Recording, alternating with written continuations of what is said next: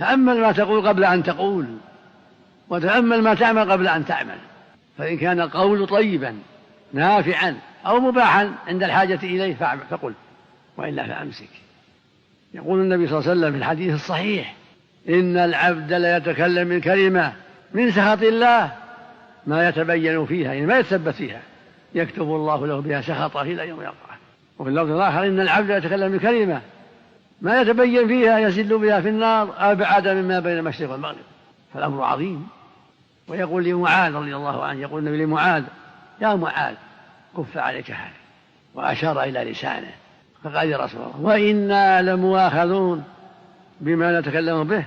فقال عليه الصلاة والسلام: وهل يكب الناس في النار على وجوههم أو قال على مناخرهم إلا حصائد ألسنتهم. فالواجب على المؤمن والمؤمنة الحذر والتحفظ من قول يضرك أو عمل يضرك. فوربك، يقول سبحانه: فوربك لنسألنهم أجمعين عما كانوا يعملون.